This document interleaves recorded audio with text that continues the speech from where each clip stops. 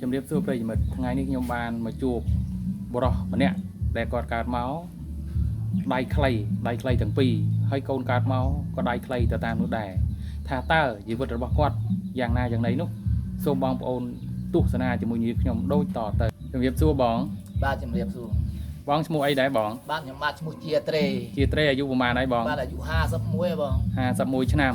សប្តាហ៍កន្លែងនេះរស់នៅភូមិបាទនៅភូមិព្រៃសាឡាវឃុំតាពាំងសាឡាងលិចស្រុកបន្ទាយមាសខេត្តកំពតណាបាទបងមានប្រពន្ធឈ្មោះអីដែរបាទប្រពន្ធឈ្មោះងុយស្រីងុយស្រីបាទងុយស្រីអាយុប្រហែលដែរប្រពន្ធ56បង56ឆ្នាំបាទបងមានកូនទាំងអស់ប្រហែលអ្នកបាទខ្ញុំកូន6នាក់បងកូន6នាក់កូននៅដៃខ្លីកាត់តាបងឯងប្រហែលអ្នកបាទកូនកាត់ដូចខ្ញុំហ្នឹង5នាក់អត់3ច្រឡំ3នាក់បាទអត់តែម្នាក់ទេអញ្ចឹងណាអត់3កូន6បាទ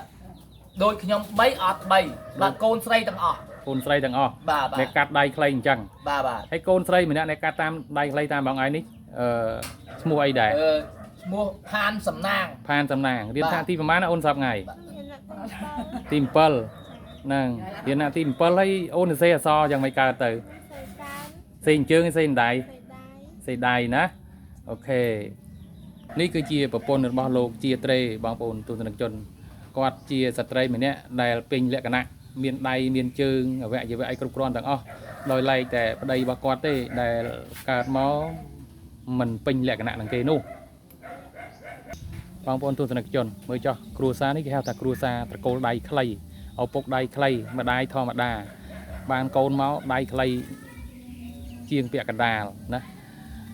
ចុះបងកូនបងទៅធ្វើការនៅភ្នំពេញប្រហែលអ្នកបាទទៅ2នាក់បងទៅ2នាក់ហ្នឹងដៃខ្លីមួយអត់មួយបាទដៃខ្លីមួយអត់មួយចាស់នៅផ្ទះដៃខ្លីប្រហែលអត់ប្រហែលដៃខ្លី2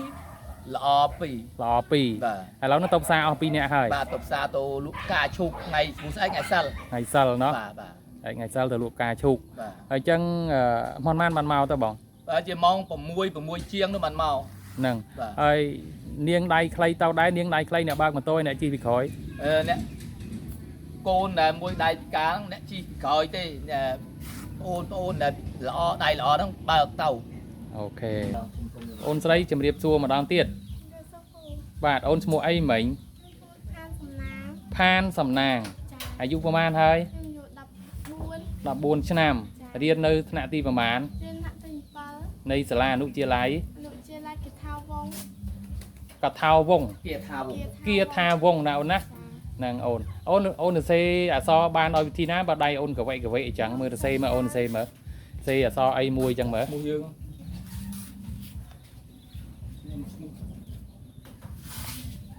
បងប្អូនទស្សនិកជនមើលចោះអ្វីស្បិតតែគ្នាជាស្ត្រីវិការកាត់កំណើតតាមឪពុកប្រពន្ធមែនប៉ុន្តែគ្នាតស៊ូសិក្សានឹងរៀនសូត្រណាស់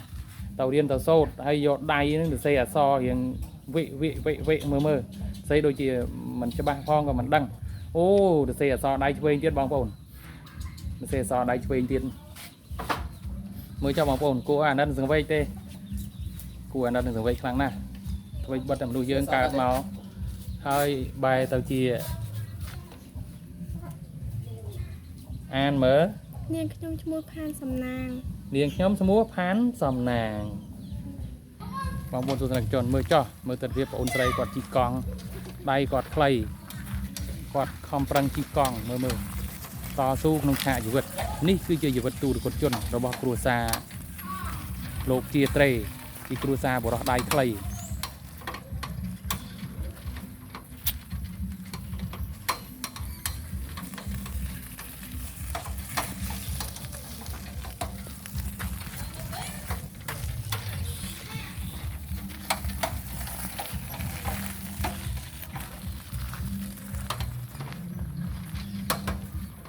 ដើម្បីឲ្យខ្ញុំបាននេះមានកម្លាំងចិត្តក្នុងការ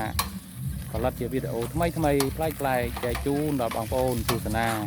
កំសាន្តនោះណាបងប្អូនកុំភ្លេចជួយចុច like ចុច subscribe រូបព្រមទាំងដាក់រូបកណ្ដឹងម្នាក់មួយផងបាទសូមអរគុណ